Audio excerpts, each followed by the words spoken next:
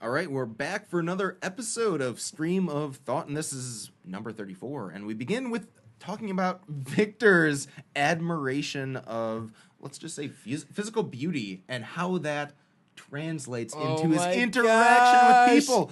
And then we transition a little bit into, Hollywood and the way that...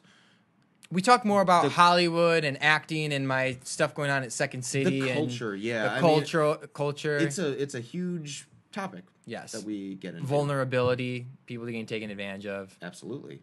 Yeah. And then we talk about Facebook and technology. Oh, man. And artificial intelligence. Sources on Facebook, are they reliable or not? Mostly not. Duh. Talk about the end of the world, too. Technology and artificial limbs, the pros and cons of the direction of where we're going. And even a little bit of revelation and the fact that it seems to be all around us. All around us. So with that being said, episode number 34, Stream of Thought. We hope you enjoy.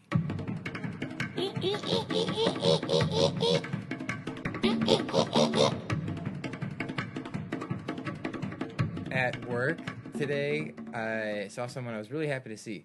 So when I was at Glen Ellen, before the store is being remodeled, so we've talked about before how you're always people are always generally nicer to people who they find attractive than people who are just either not attractive or just regular people. At the grocery store, I'm like, oh, definitely, you need me to help you with that? If it's someone who's attractive, I don't know why, that's just how it is. Call me an asshole. Don't care. I don't care. It's biological. All right?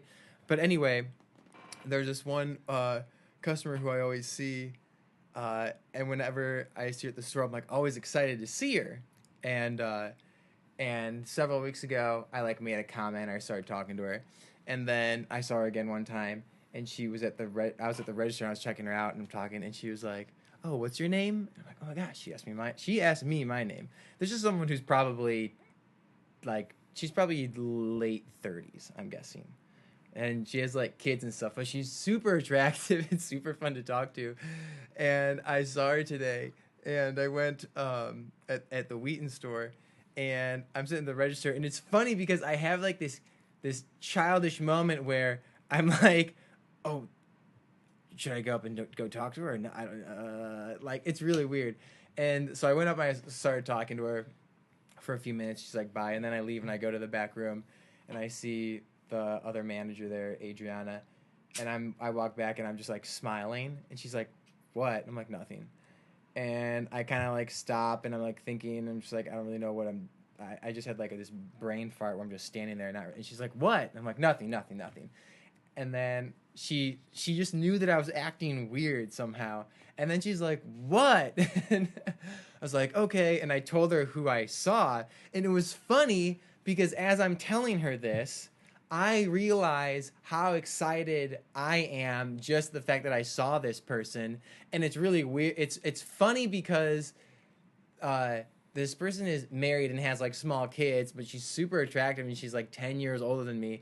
But it's funny that immediately when I see her and talk to her, my day is just 1,000 times better, no matter what's going on. Whether I'm already having a good day or a shitty day, that moment just fucking launches me into outer space of having a great time. It's that validation, man. And I just ride that emotion for a while. I was just literally doing my work with a big smile on my face. It's those moments of true appreciation of the beauty. Funny. You know what, though? It speaks to the power of that relationship, though. I mean, the ability to connect beyond. I don't know, man. What do you make of that experience? Why you find so much joy in that, just little pleasure in life? Because she's attractive. Okay. To sum it up. Because she's attractive, yeah. Cool, man. I don't really have much to add on that topic. Really? Maybe I can just criticize you and just berate your intelligence and everything for the next hour and a half. Just kidding. Yes. Mystery episode. The lost episode. The lost episode. But yeah, that was one thing that was on my mind. That was on my mind today.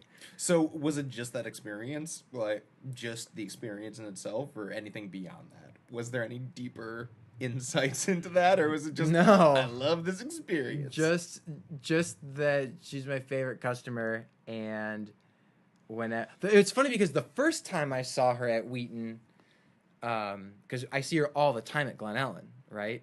Yeah. But now that Wheaton is until Glen Ellen reopens, a lot of people are at Wheaton. The first time I saw her, I like hesitated, and I didn't, for whatever reason, I didn't go say hi.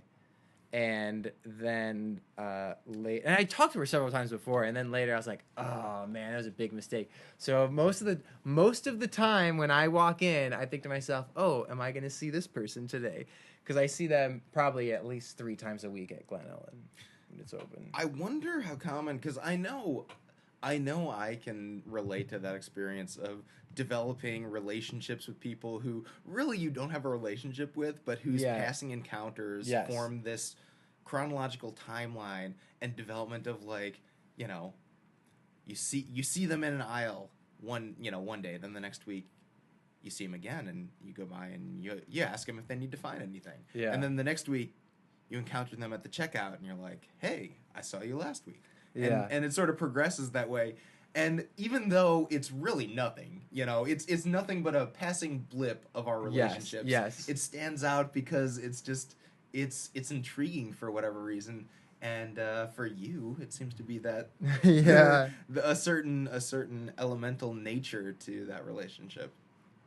Yeah. That's fascinating. For sure. Yeah.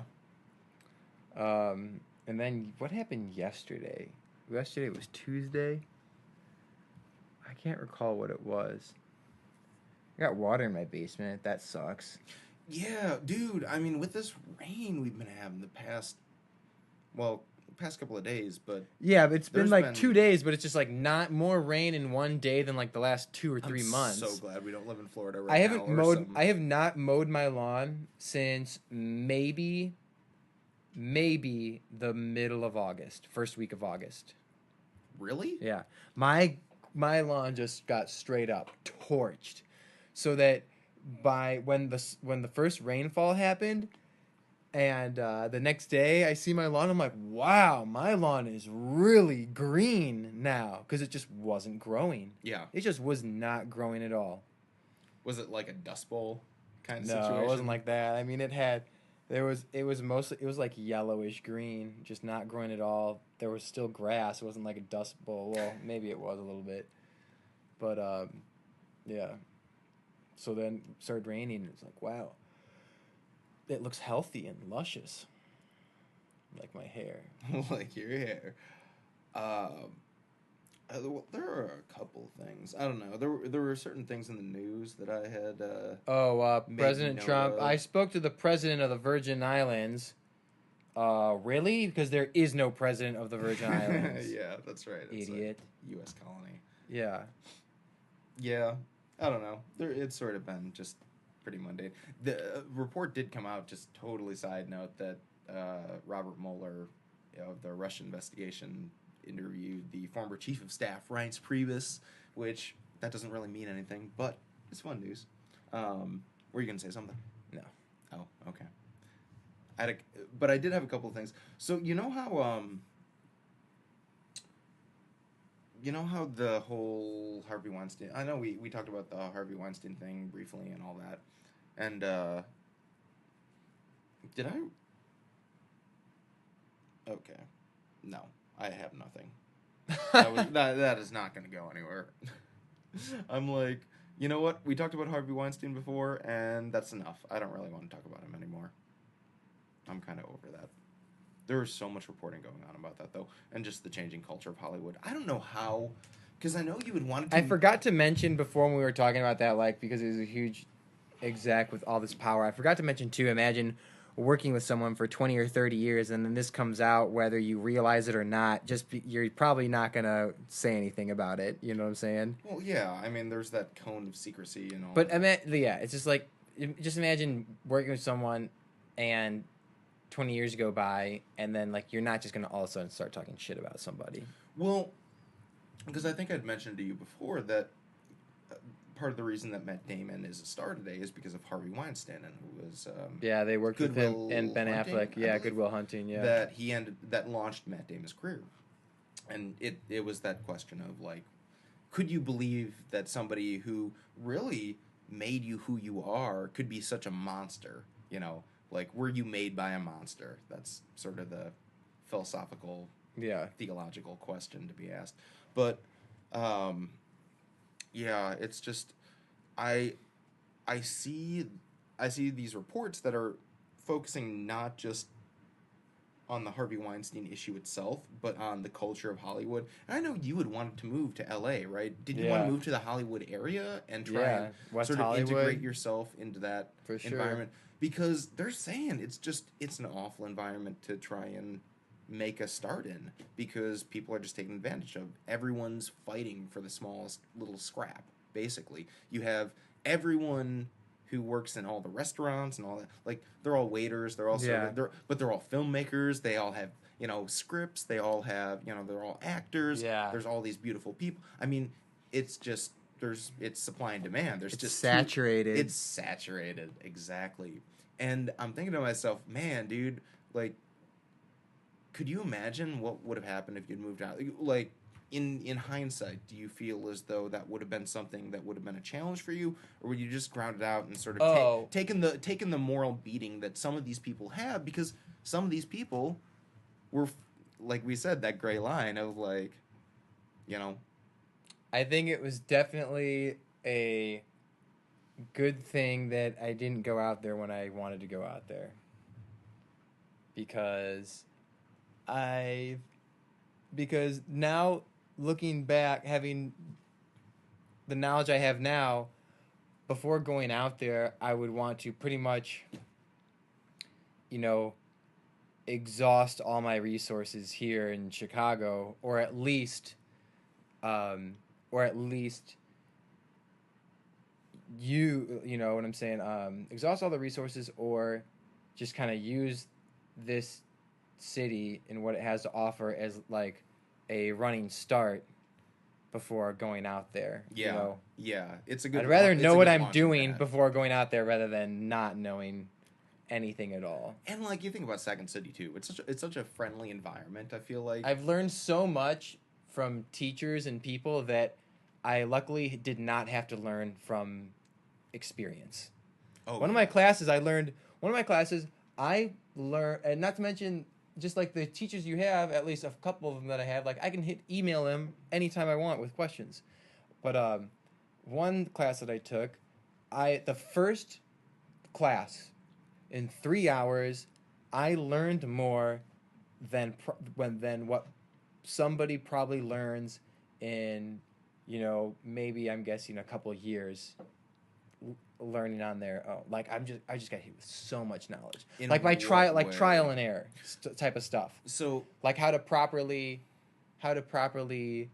contact an agency asking for representation, how to format your resume, what your headshot would look like, what it shouldn't look like, do's and don'ts of going into an audition room. Now, when you heard this stuff, was it one of those, it clicks, like, common sense, like, oh, of course this is why it would look this way, or of course, you know, this is the thing that you sort of need to do to make it look.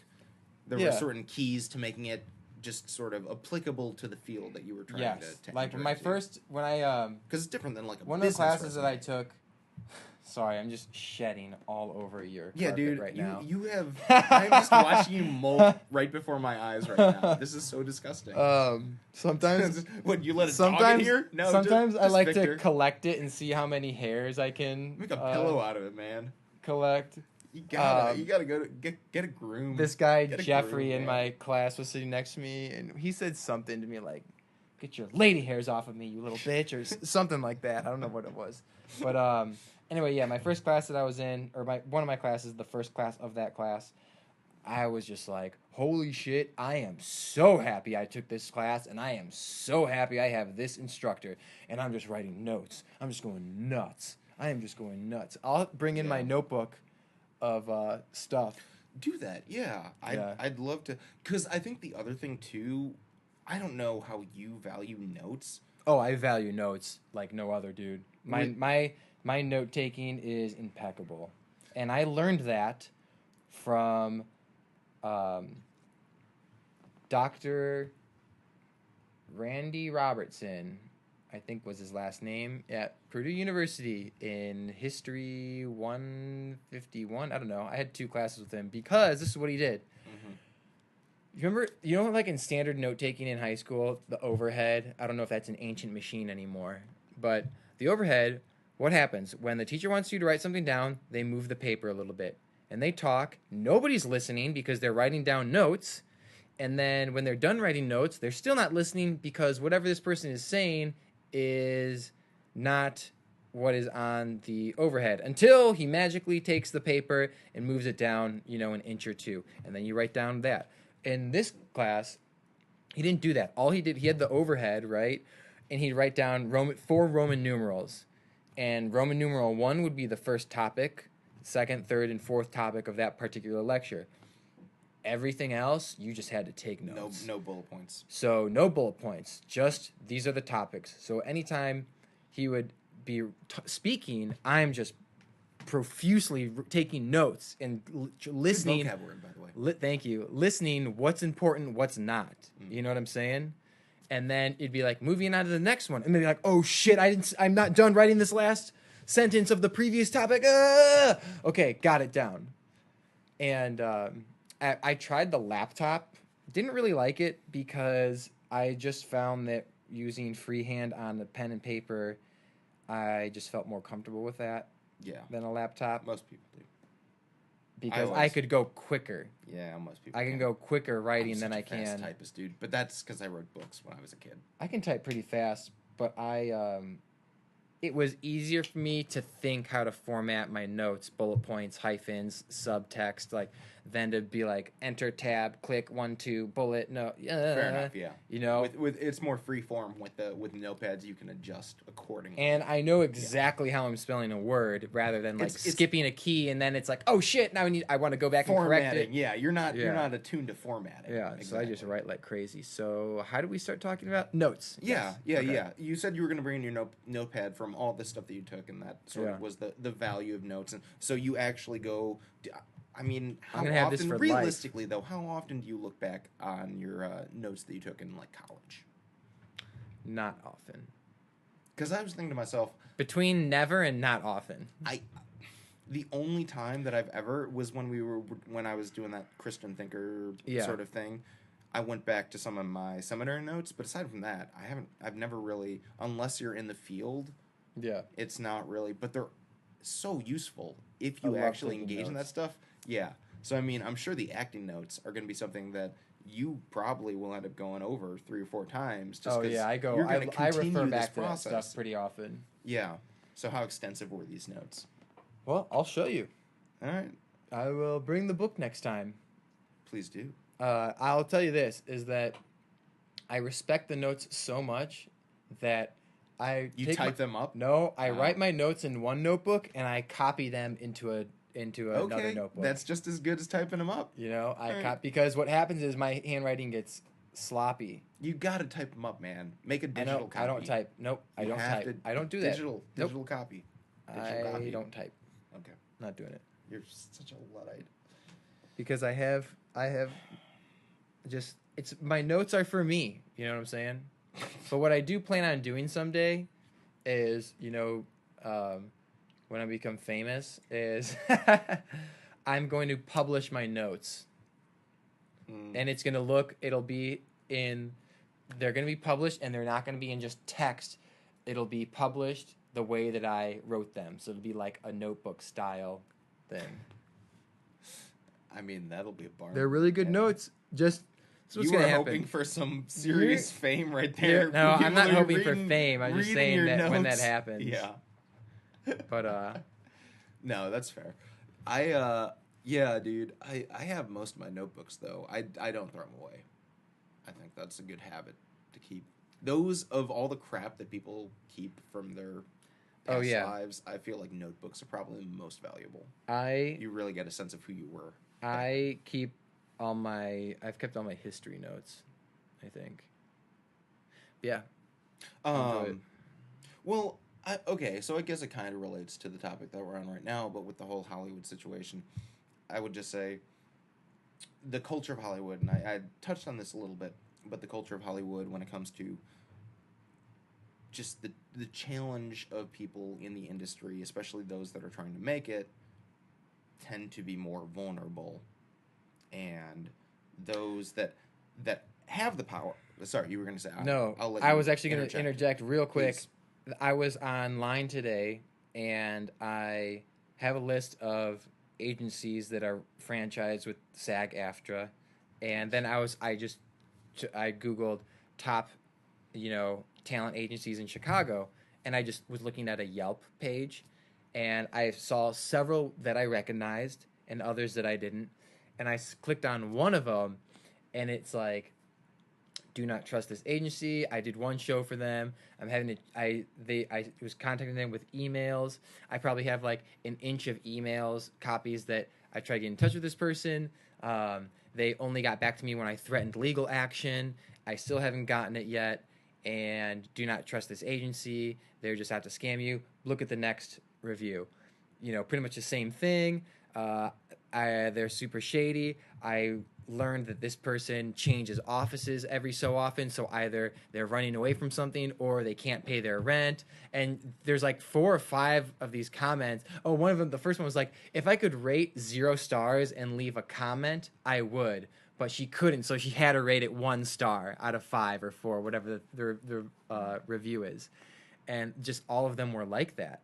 And one agency that I thought was maybe shady or maybe it closed was on there, and I don't recall how many reviews it got, but it said some positive things. But then I started thinking to myself, well, maybe they're legitimate or not. And then I started thinking, like, well, what if they're not, but they intentionally post things on there to pretend like they are? Going back to what you were initially saying, the vulnerability, people are so apt to just bite at whatever the first thing that comes their way, because it's just so rare. I haven't worked up the numbers yet off of personal experience, but I can tell you, just knowing what instructors say and what professionals have said in interviews, and talking to other people who have been doing this for several years. I remember one guy I was talking to, who was an extra with me. Someone was asking like, oh, you've done these national commercials? He's like, yeah, but imagine going to like 500 auditions and you get booked for 2 of those jobs. And like, that's what it's like. So that's why people are just like, oh, you want to, like, they get their emotions get all riled up, and so they would just say yes, and then get themselves trapped into something that objectively they would have recognized. That makes total sense. Yes. Wow. Holy cow. Well, and that's the power of crowdsourcing too, right? That's the beauty of the age that we're in, is that we have the internet and we have the availability of people who can leave reviews of like, be careful. Like, I've had a shitty experience with this. And if you've had a shitty experience with them, it's likely other people have too. And so you get to see trends, right? Like with all these Yelp or whatever it is, you have this ability to be able to be like, you know what? There's a pattern here. It's better just to stay away from them. And really, when it comes down to it, that's going to make the best business, right? Because it's like those people who end up treating people with respect and dignity are going to be the ones who get favorable reviews and who are going to have more people, legitimate people working with them. Then you have all the sort of bottom feeders sort of doing their thing. But there is that other side to it as well that I think will backtrack to sort of where you interjected, which was, you have the vulnerable, and then you have people like, there was the big news story about, I don't know if you heard about Ben Affleck and Casey Affleck in the news with the whole Weinstein related issues. Yes, I read a headline that said, I didn't read the article, but it said something along the lines of why Ben Affleck and Matt Damon are in the crux of this entire thing that's going on. And I didn't read anything. I didn't hear anything about Casey, but I do know that he won his Academy Award for Best Actor this year, and there was a lot of backlash because, I don't know, 7 years ago there were allegations of sexual assault, something along the lines that he had like gotten into bed with the woman What? and had groped her or something weird like that. I don't know, something along those lines. Okay. But continue. Well, the whole story of why Ben Affleck was highlighted, and I'll give a quick another shout out. We're doing 2 shout outs right now to Philip DeFranco. Covered this a little bit, but Ben Affleck had posted a comment to the extent of, we need to prevent something like the Harvey Weinstein incident from happening again. Yes. Yeah. And then, who was it? What, Demi Moore? No. It was. It was. I recall this. It was another celebrity female. It was. Yeah, and she sounds so weird. she said something along the lines. You're a hypocrite, basically. Yes, because what happened was like 15 years ago. I don't know, a long time ago. I believe it was on. Maybe it was on. It wasn't TRL, or maybe it was some MTV show. It was on something that he had like allegations that he had given her a hug and grabbed some boob in the process of doing so.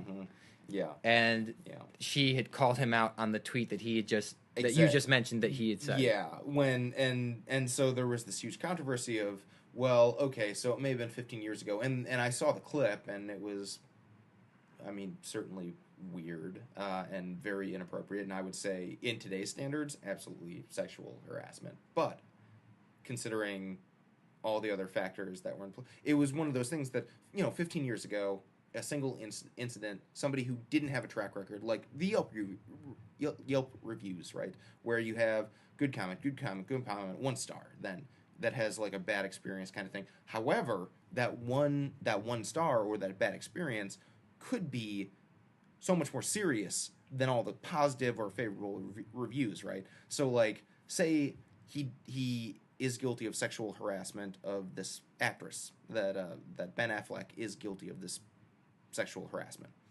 That even though he doesn't have a track record of it, he could still, how much weight would you put on that 15 years ago one instance of him grabbing an actress's boob without permission, kind of thing? In the whole, does that put you on the same level as Harvey Weinstein, and should you have no right to sort of criticize or something like that? I get what you're saying. So I don't know. I mean, fame is a slippery slope. Yeah, and can you dare even throw stones at the most outrageous things without being accused of something yourself? Yeah, because people with social media these days, people can go back as far as they want and pull up whatever is fitting to their own particular narrative. Agreed. But, that's the danger of working in Hollywood, which is why I'm so glad that you're still in Chicago, Second City, still doing stuff. When is your next show, by the way?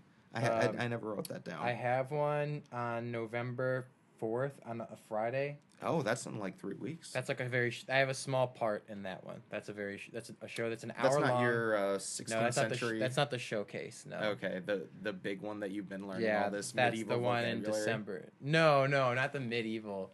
Or the French. 16th century. Yeah, or whatever, that we're not. That was just scene work for class. We're not doing that in the showcase. Oh man, I was so excited. Now, very soon, we're going to start working for the showcase.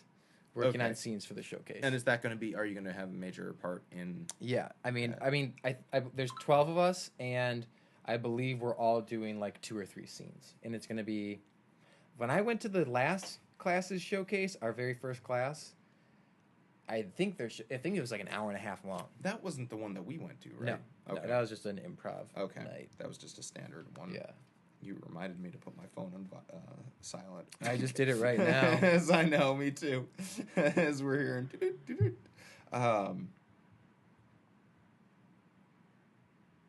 What do you got?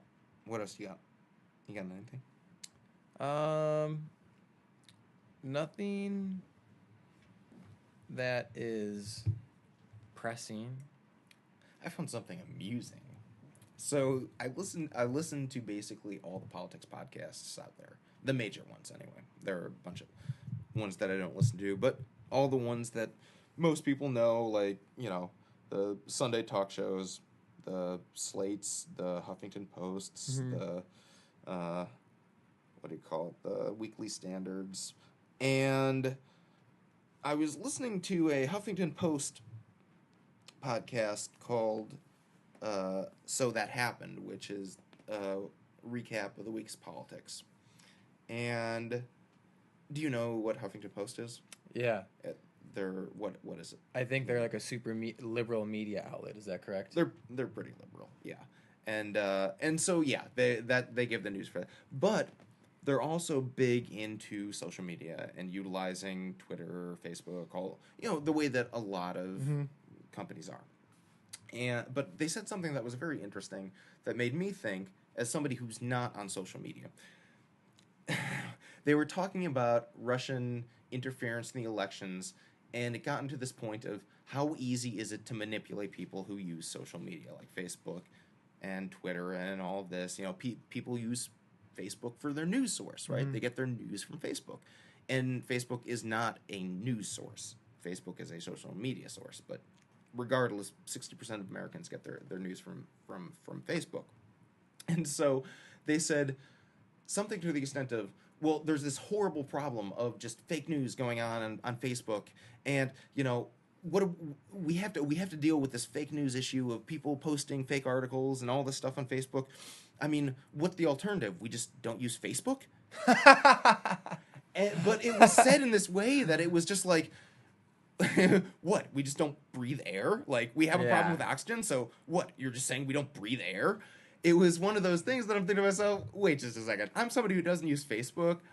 I don't have a problem with that. I can totally say no to Facebook. It's not like an appendage. It's easy. It's not a part of our body. Yeah.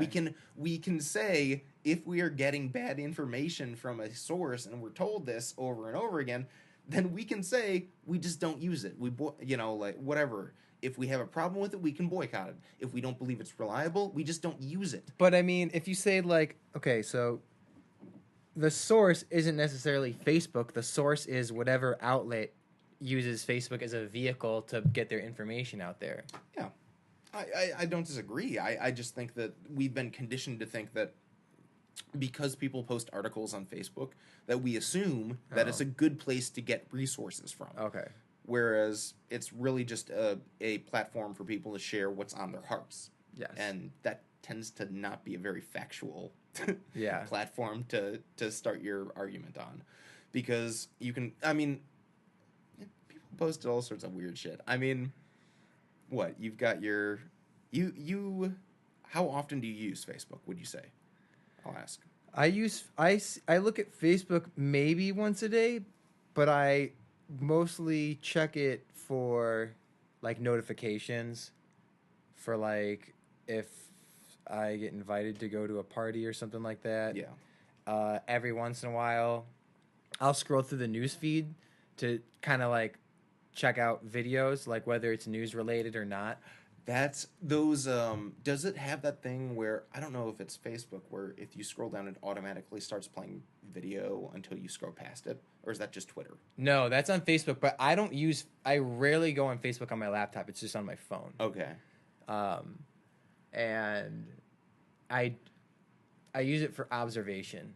Yes, absolutely. And the only time I ever really post I do not post, put statuses up. I did that when it first came out, like 2000, or when I was able to use it, 2006, 2007, coming home to Glen Ellen for October break. Who's good? When I'm in college, or to hit someone up on their wall, like, hey, what are you doing later today? Oh, it was cool hanging out with you. Like, I used it in its early years, the way as a direct communication tool with that individual, not meant as a platform to say everyone else look at my interaction with these people. So the only time I use it personally is when I'm like building a photo album of something that I did. Okay. Or if I used it to promote the VNR stuff. Yeah, that's exactly. about it. Yeah.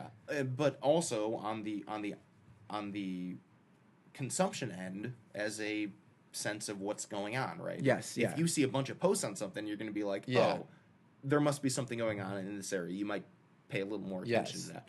And I think that the whole point that they were dealing with is that that's how a lot of people orient their lives. I think most people, from my just general observation, this has no scientific basis whatsoever, seem to be more reliant on Facebook than your average My Facebook personal consumption. average use, yeah. Once a day seems to be pretty conservative for the average American. It would seem like those people in our positions would be pretty active. I know the people who I listen to on the podcasts say 20 to 30 times a day. Fucking kidding me? They check Facebook all the time. They're I just mean, literally I probably check Instagram 20 to 30 times a day. every 15 minutes or so. They're checking Facebook, or Twitter or whatever. They're checking social media. Yeah. To look for feedback, to look what people are talking about, right? To try and get a sense of what other people are doing, and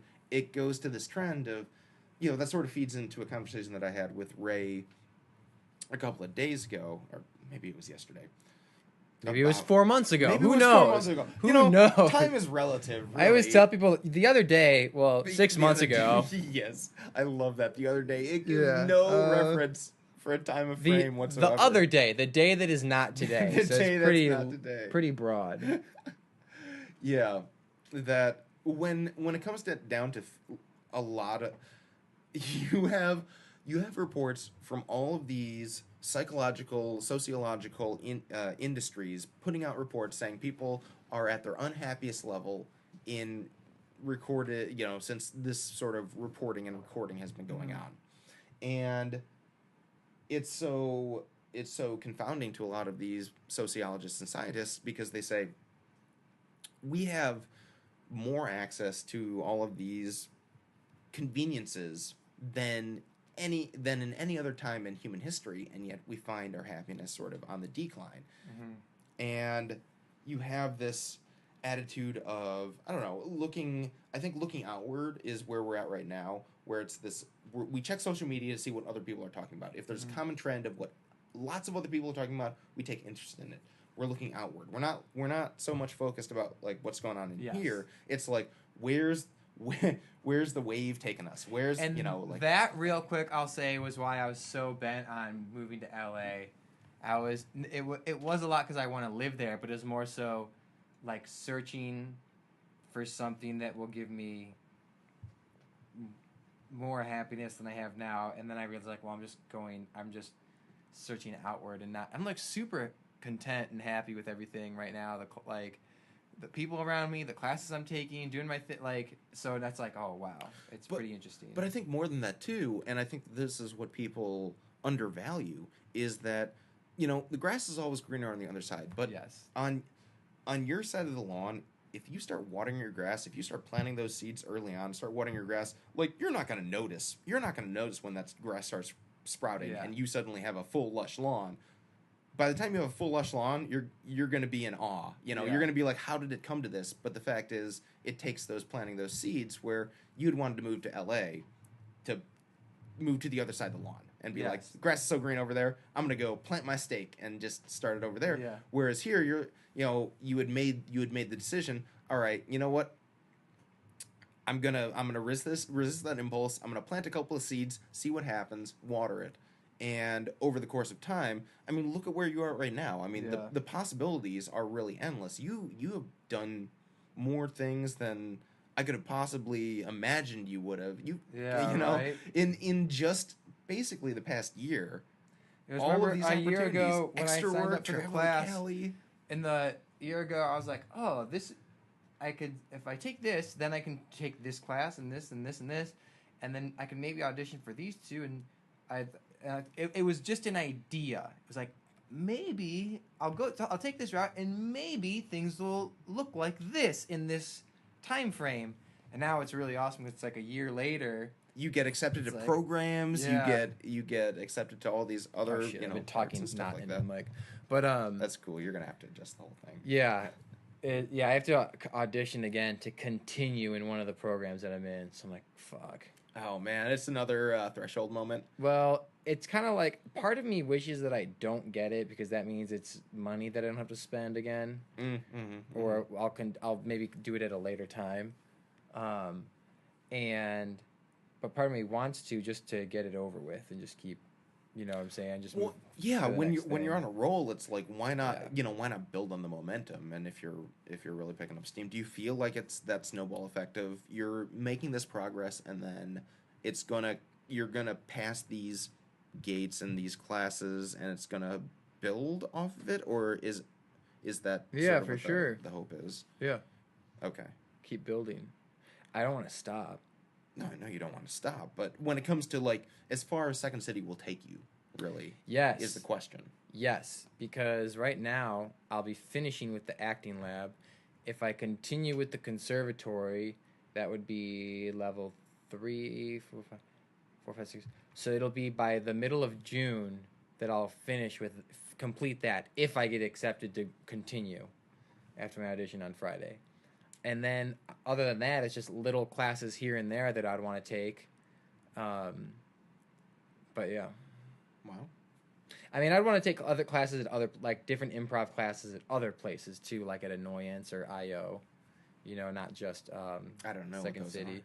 I.O. is Improv Olympic. It's just called I.O. It's, like, down the street from Second City, a couple miles down the street, I think. Annoyance, I can't remember where that is, but that's another comedy place. Mm-hmm. So take a 90-degree turn. Okay. I'm just gonna throw this out here, and again, I think I know maybe, what you're gonna maybe say. it sticks and maybe doesn't. No, this is pretty 90-degree. Oh, okay. So again, I'm going back to another conversation Yep.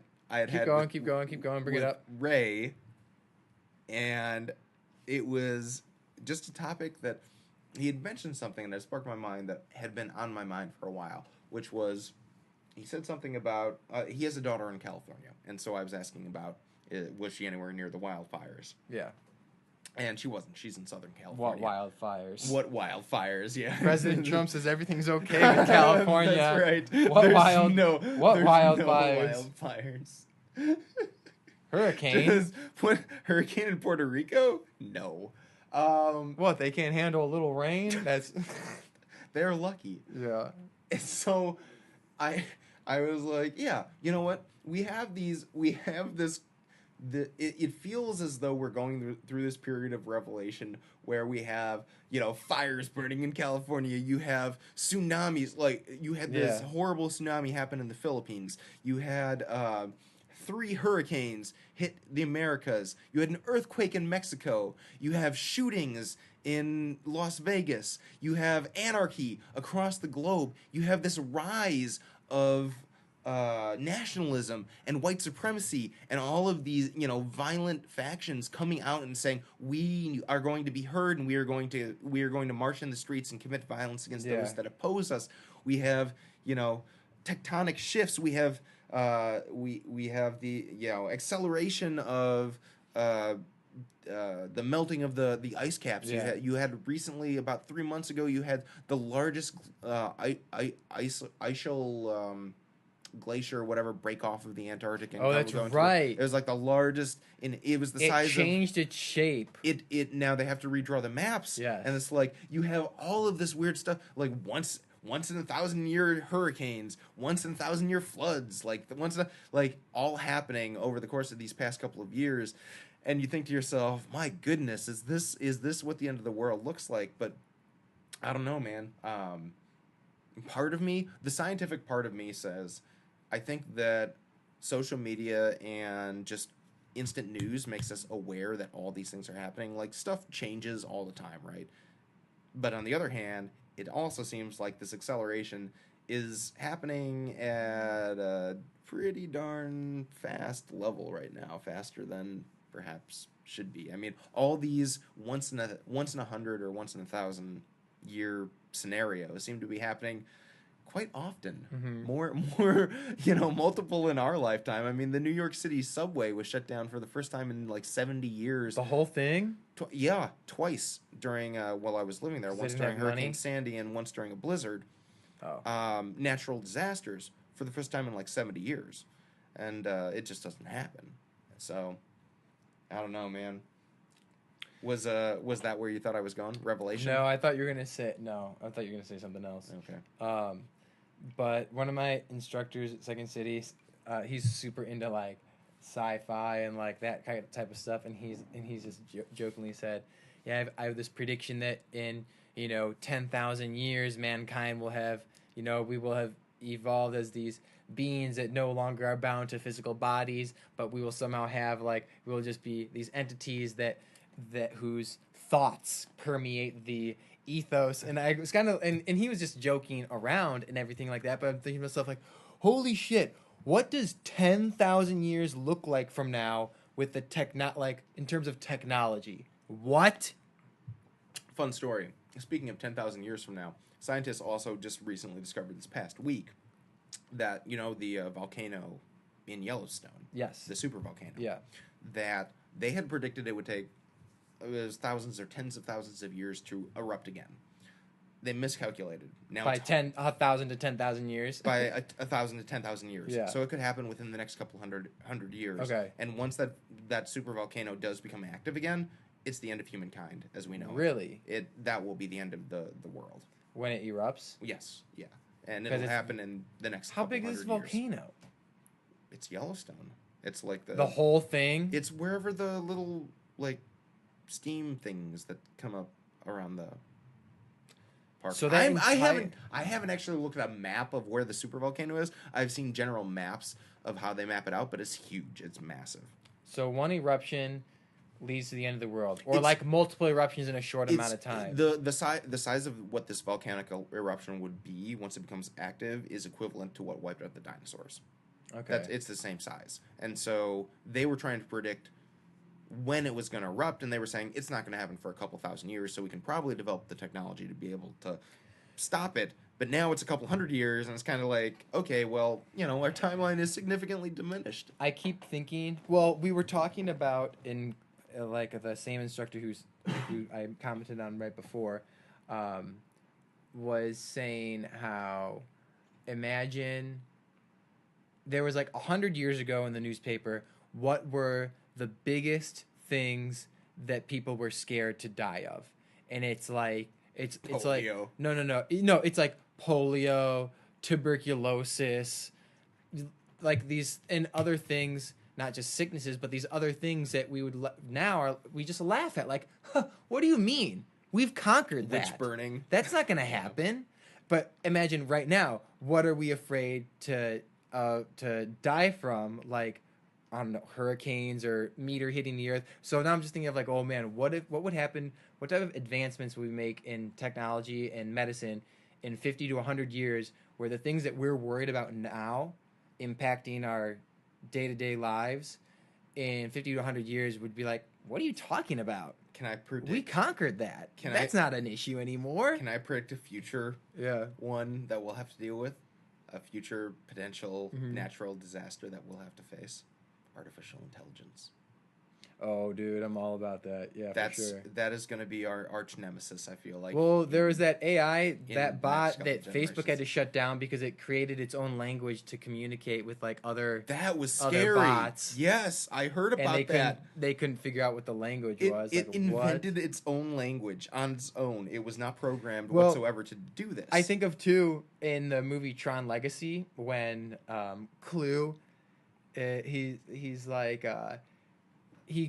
Jeff Bridges' character creates Clue, a mirror image of himself to help him in this digital world, right? And he's like, I want you to create the perfect system. And then what happens is Clue is like, am I still to create the perfect system? And he's like, yeah.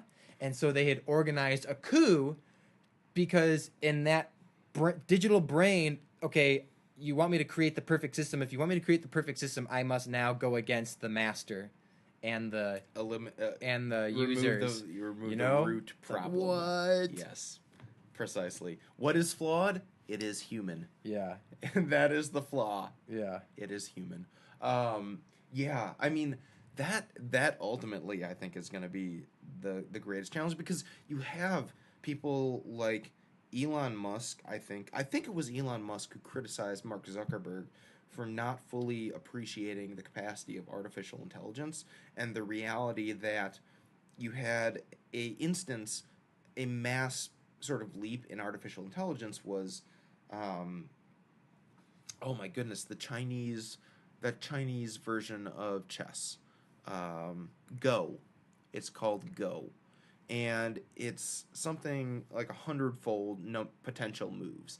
It's of the game of chess, and so it's beyond the capacity of a processor to compute all the potential moves that it could make. So the computer, as a result, would have to use intuition because it simply could not process the number of potential moves that it could make in order to determine certain victory. And so it had to use probability. And that, when you teach a computer probability, then that's when it starts sort of developing its own conscience, because then it is choosing. If it is given a 70% chance, you are giving it the choice to choose from that 70% or that 30%. What's it going to choose? 70%. So you're giving it choice over that probability, and it gets to make that decision. Like, that's the scary part. And that's kind of where we're at right now. I mean, look at Facebook tagging software. It's able to identify people who you don't know. Yeah. And it's able to use that because of intuition. Like, there is a certain intuitive element that it's able to filter out. Like, there's a reason why it's so damn accurate. Like, it'll identify you in photos that you never thought you were taking a picture in. Yeah. Because it does all that. And this is, I mean, imagine what the military has in regards to its capabilities when it comes to voice, face, biometric identification. All that'll become commercial in a matter of a couple of decades, really. Yeah. All military technology becomes commercial at some point. And once that happens, dude, everyone is going to have power like we've never seen in their own hands. Even the lowliest among us can have just extraordinarily capable power just from a simple electronic device. We'll be able to do incredible, unfathomable how quickly things. do you think that we will have technology, computer stuff integrated into our biology? They're starting. I mean, we've already begun that transition right now. I think that there's going to be, once they develop an effective way to be able to do it, we're going to see a mass just like the gold rush, you know, like the same way that MySpace took off, you know, into Facebook and all that. Like, social media exploded. Industrial revolution, like biometrics, I think is the next frontier. And you see it when it comes to recently, this past year, the military unveiled technology, biometric technology, to replace the limbs of veterans. And these were fully autonomous machines that integrated into their nervous system and into their neurological patterns to say, I think this, my hand moves. Like, that is the new frontier. And so you have people who are getting integrated with this technology that it's already happened. I mean, we're going to see the commercial aspect emerge in the next 30 years, but I think it'll be super scary when they're like, hey, we've got this new chip. Come to the store and we'll implant it into you for free. And it's just like, fuck. Here come the sheep being herded into the imagine though all the ailments we have, like tooth decay. Yeah. Get a chip or an implant to take care of never having to worry about cavities again. Have eye issues, like can't see, nearsighted, farsighted, come get a chip implanted. Have anything wrong with your ears? Come get a chip implanted. You'll never have to worry about it for the rest of your life. Like, have back problems? Come get some implant. You will be fine until the day that you die. Don't want to die? We have a chip for that too. Oh, don't want to die? We've got a chip for that too. Oh, that's true. So true. Some crazy stuff. Well, we're approaching an hour right now, so I don't I'm know good. if you've got anything else. That was real funny. I mean, you really have sort of knitted yourself a rope of your own hair right now. That's what I thought you were going to say. The 90-degree turn is that I've been combing my fingers through my hair this entire time. I was waiting until we were nearing the end, and I was going to make a mention that you literally have been taking strands of your hair and making just a literal rope that perhaps a mouse could climb on right now. For the whole time. This whole time. I've been just running my You gotta fingers do through my something with it, hair. man. That's so gross. Don't leave it for Dulce to clean Where up. it has a mustache. Dulce would be so upset if you left that for It's her. so funny. It's so funny because when it's not your hair, it's gross, but when it is your hair, it's interesting.